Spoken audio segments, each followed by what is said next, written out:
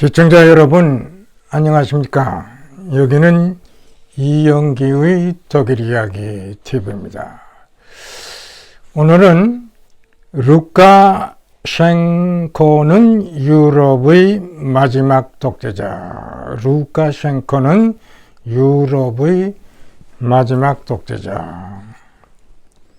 지난 23일, 지난 일요일 독일에서는 이제 오순절, 또 성령 강림절 이렇게 조용히 쉬고 있는 그 동안에 무슨 사건이 일어났냐 하면은 그리스에서 리타운까지 라인에어 비행기가 가는 도중에 그 목표를 이탈하고 백러시아, 벨라루스로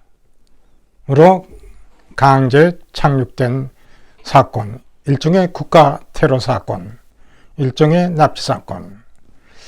이 백러시아를 위해서 그동안 작년에 꾸준히 이 부정선거에 대한 항의가 있었고, 또 항의가 어느 정도 가라앉은 후에도 산발적으로 이 저항운동이 계속 시작됐는데, 그 중에 특별히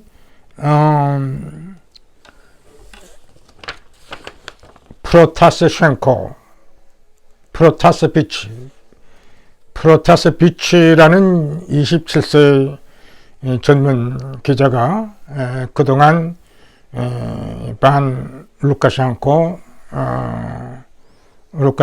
이제 그 반항 운동을 쭉 해왔는데, 바로 이 사람이 비행기 안에서 강제로 이제 착륙을 당했고, 그 애인과 같이 지금 감옥소 생활을 하고 있는 겁니다. 이게 엄청난 사건이죠. 자, 그리스에서 리타운에 가는 도중에 왜 이것이 그 옆에 있는 백러시아 쪽으로 가야만 되느냐. 근데 이미 그 백러시아의 그 KGB는 이미 다 알고 있었던 것 같아요. 그러니까 이 비행기에 젊은 언론이 프로타세비치가 타고 있다. 근데 이 젊은 기자가 굉장히 그동안 반항운동을 열심히 했어요. 그러다 이번에 체포돼가지고 감옥에 들어가는 사건이 지난 일요일 날 생기면서 제가 TV를 보면서 깜짝 놀랐어요. 이 조용한 가운데서 그들은 그런 나쁜 행동을 취한 거죠. 그래서 이것은 단순히 유럽의 문제만 아니라 전 세계적인 문제로도 확산될 수 있는 그러한 중요한 사건이라고 저는 봅니다. 왜 루카셴코는 왜 이런 짓을 했을까요? 그러니까 루카셴코가 볼 때 이 백러시아가 혹시 잘못하면은 서유럽으로 이렇게 넘어가지 않을까. 또 그 뒤에는 푸틴이 항상 조종하고 있었던 겁니다. 그래서 이것을 그냥 작년에 많은 사람들이 시위를 강제 진압을 하고, 그 후에도 산발적으로 저항운동하는 이런 여러 사람들을 강압하는 가운데서 특히 프로타세비치는 그 중에서도 이름나게 열심히 반항운동을 하는 것을 보고, 그들은 심지어는 비행기 안에서도 이걸 체포하고 자기 나라로 테러 행위를 하는 이런 큰 사건이 이번 일어났습니다. 저는 이번에 이걸 보면서 루카셴코가 유럽에서 마지막 독재자로 이제 낙인이 찍히지 않을까. 그래서 제가 제목을 루카셴코는 유럽의 마지막 독재자. 제가 우리나라에서 강의를 하면서 유럽 통합 문제를 제가 강의한 적도 있습니다. 그래서 제가 그때가 되면은 이 유럽의 지도를 놓고 많이 강의했던 기억이 제가 납니다. 사실 유럽은 세계에서 가장 적은 컨티넨트지만 가장 아름다운 곳으로 그들은 묘사하고 있어요. 또 자랑하고 있고, 1990년 콜에 독일이 통일되면서 또 유럽의 통합이 본격적으로 진행이 되고, 그전엔 유럽 공동체가 독일 통일 이후에는 유럽 연합으로 승화되는 과정을 느끼죠. 그러니까 유럽은 이제 하나가 되겠다. 이런 의미에서 서구 사회의 이런 많은 유럽 국가들은 소련에서 해방된 동유럽을 갖다가 이제 흡수하게 되고, 그래가지고 하나 유럽을 만들려고 하는 과정에 여기 이제 큰 그 장애가 될 수 있는 것이 이제 우크라이나, 그리고 또 이제 백러시아 문제. 지금 우크라이나에서도 됐으면 유럽연합에 들어오고 싶어요. 또 나토에까지 들어오고 싶어 합니다. 이번 백러시아 경우도 일반 국민들은 서구 사회로 들어오기 시작해요. 근데 푸틴이 이것을 격사적으로 막고 있습니다. 그래서 2014년 보면은 크림반도, 우크라이나의 그 영토인 크림반도를 갖다가 강제로 탈취하는가 하면은, 또 우크라이나 동쪽에 소련 계통이 사는 그 지역을 소련의 그 영향 지역으로 해가지고 우크라이나를 갖다가 압박하고 있어요. 근데 이제 백러시아 경우도 어떻게든지 푸틴의 경우는 이것을 붙잡아야겠다. 그래서 루카셴코를 계속 지금 살리고 있는 그런 과정 속에서 이런 사건이 일어난 거죠. 그래서 이것이 보통 유럽 사건만이 아니고 전 세계적인 사건도 될 수 있지 않나, 저는 그렇게 생각을 합니다. 자, 이런 사건이 일어나자마자 독일의 그 국회에 외교분과위원장으로 있는 레트게는 조속히 석방을 해라. 프로타스피츠를 조속히 석방을 하고, 그렇지 않으면 제재 조치를 취할 수밖에 없다. 그리고 이제 곧 앙겔라 메켈이 EU연합 27개국을 소집을 해서 이제 회의를 하게 되는데요. 참 재미있고 참 신나는 그 사건은, 그동안 27개국의 유럽 정상들이 모이면은 각자 자기들의 국가의 이해관계로 여러 가지 의견이 분분하면서 결론에 도달하기 힘들어요. 근데 이번의 경우는 너무나 이것은 국가 테러로서 토론의 여지가 없는 거예요. 그러니까 24시간 안에 만장일치로 이 본인을 갖다가 석방하지 않으면 제재 조치를 취하겠다 하는 결정을 아주 빠른 속도로 하게 되는 그런 또 하나의 전례를 낳았습니다.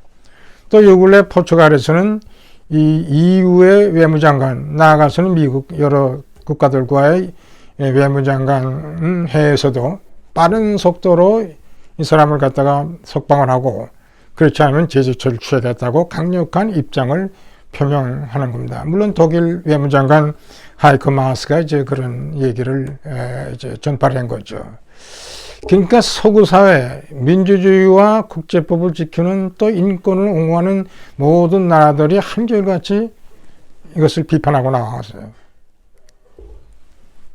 조속히 석방하라. 그렇지 않으면 제재를 우리는 취할 수밖에 없다. 그래서 제재에 이제 어떻게 취하느냐 하는 방법에서 이쪽에서 많은 논의가 되는데, 효과적인 제재를 취하기 위해서는 특히 이 백러시아가 자랑하는 화학 원료, 그 중에도 칼리 원료가 그렇게 중요하답니다.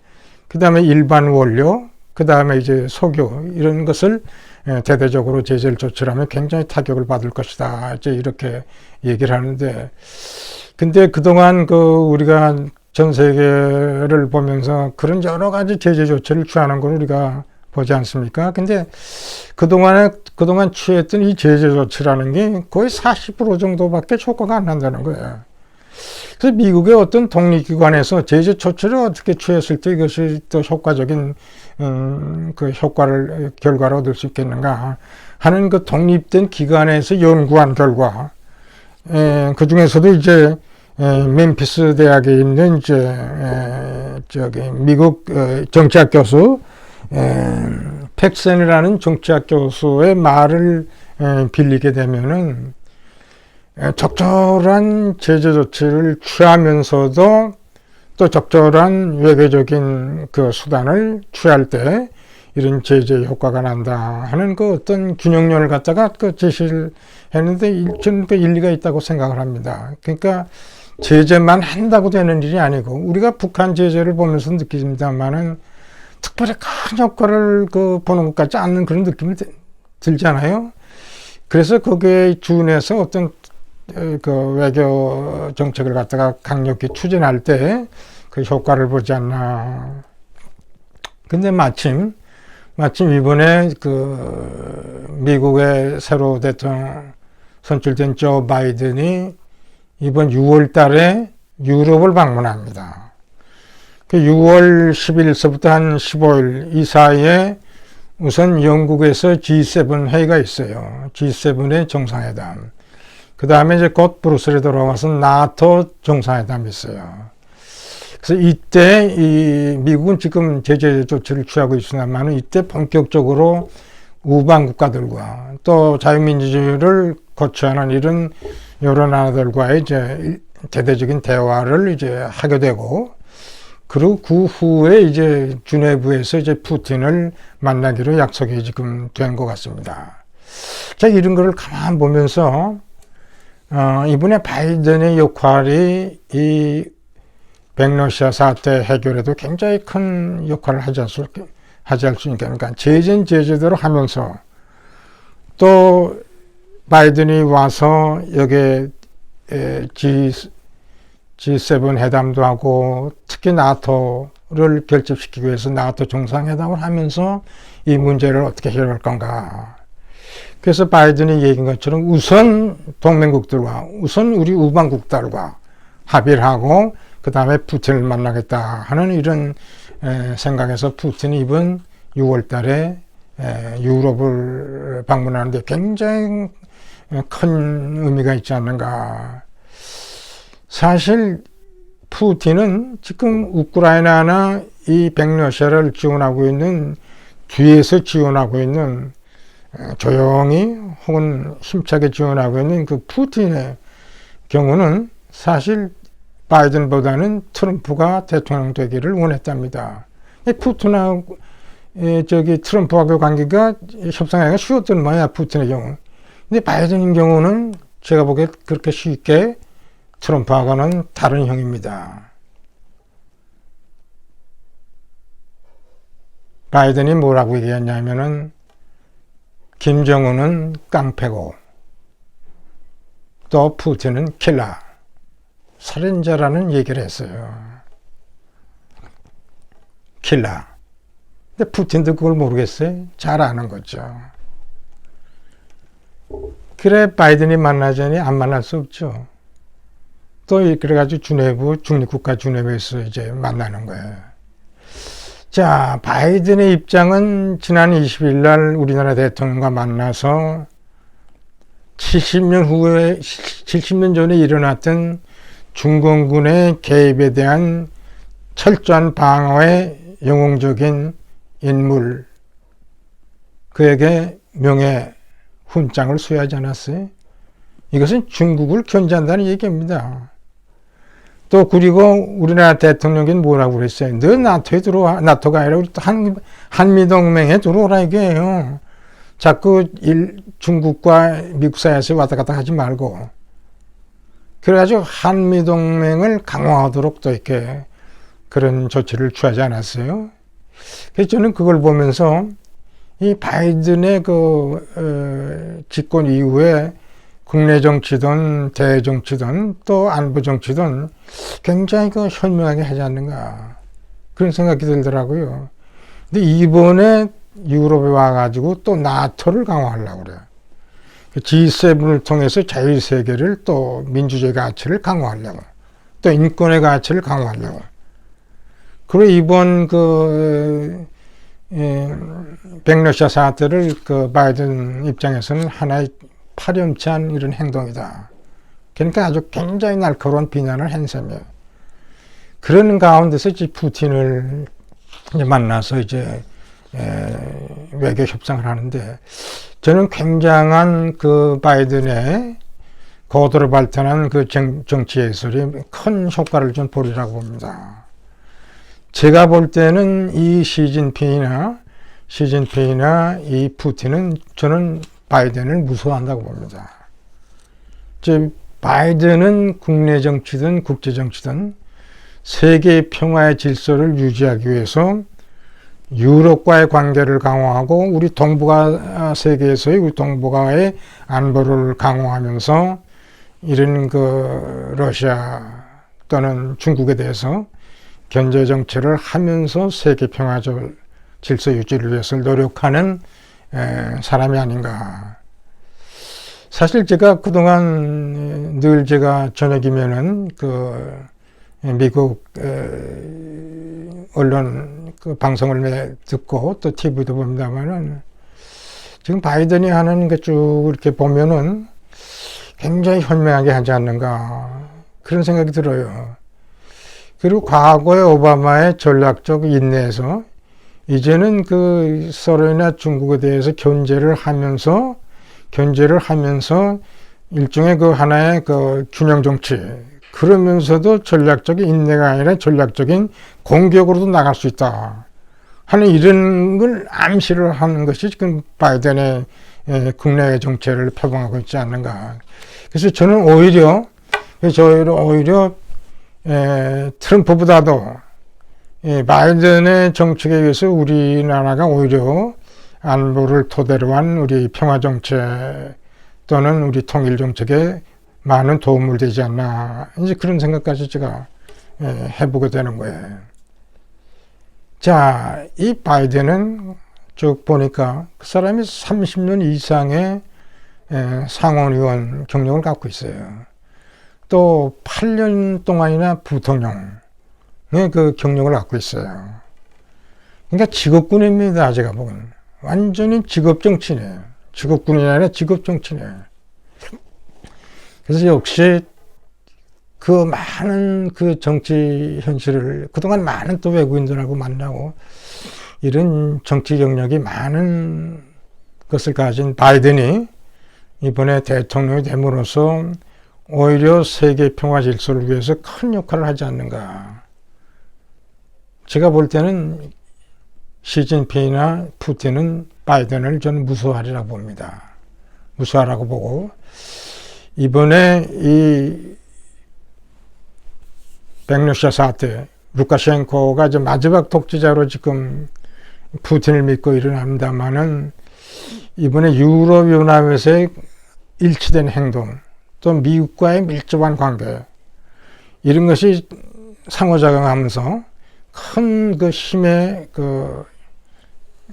작용하지 않을까 하는 의미에서, 어떤 의미에서는 바이든의 EU와 미국과의 또는 우리 동북아 이런과의 이제 그 누대를 가지면서 이제 우크라이나나 이 백러시아계 자유의 봄, 민주주의 봄도 올지 않을까, 그런 생각을 하면서 이제 마지막 남은 유럽에서 마지막 독재자 루카셴코는 유럽의 마지막 독재자다. 이것이 결코 우리하고도 무관하지 않다 하는 의미에서 오늘은 이런 제목으로 여러분께 말씀드렸습니다. 항상 시청해 주셔서 감사드립니다.